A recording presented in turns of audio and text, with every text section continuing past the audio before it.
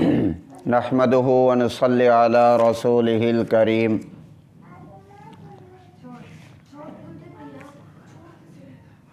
نورانی قاعدہ بچوں کو کیسے پڑھائیں، اس کا طریقہ کار بتلایا جائے گا، لیکن آج اس سے پہلے کہ ہم نورانی قاعدہ پڑھانے کا طریقہ بتلائیں، یہ بتلائیں کہ بھئی نورانی قاعدہ پڑھانے کا بچوں کو مقصد کیا ہے، کس وجہ سے بچوں کو نورانی قاعدہ پڑھایا جاتا ہے۔ اور یہ بتاتے چلیں کہ یہ آپ کتاب دیکھ رہے ہیں کہ یہ کتاب ہے، یہ شیٹ چڑھی ہوئی ہے،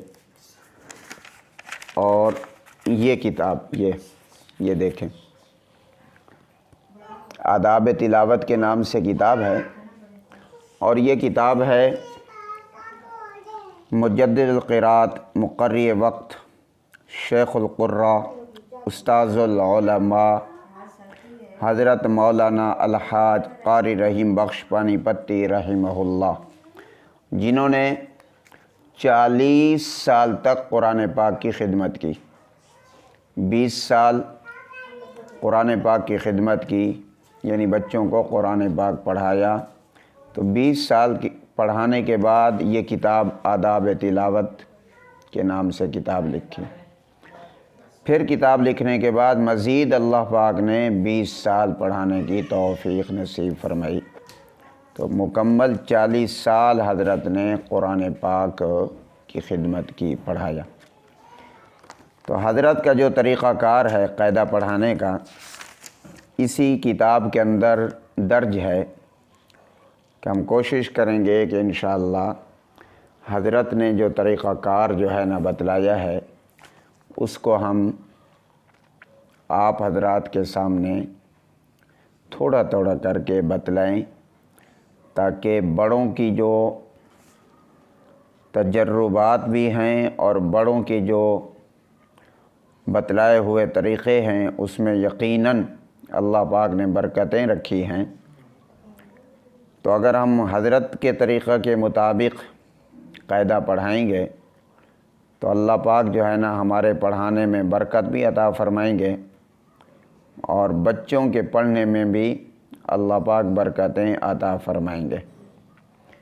تو سب سے پہلی بات، جیسا کہ میں نے یہ بات بتلائی ہے کہ ہم یہ بتلائیں گے کہ بچوں کو ہم قاعدہ پڑھاتے کیوں ہیں، اس کی بنیادی وجہ کیا ہے۔ اس کی بنیادی وجہ یہ ہے کہ قاعدہ پڑھائیں گے تو اس قاعدہ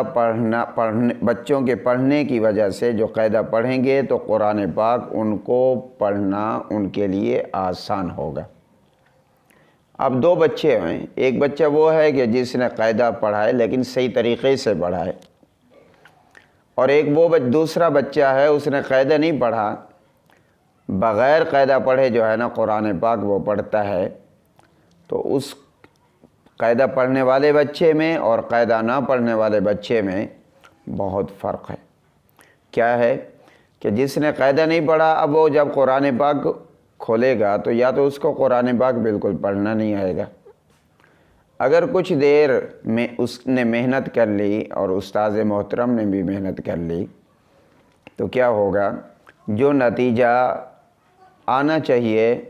وہ نتیجہ نہیں آئے گا، یعنی قرآن پاک پڑھنے میں اس کو بہت زیادہ مشکلات کا سامنا کرنا پڑے گا۔ اور جس بچے نے قاعدہ پڑھا، قاعدہ پڑھ کے اگر وہ قرآن پاک پڑھتا ہے تو اس کو قرآن پاک پڑھنے میں بہت آسانی ہوگی۔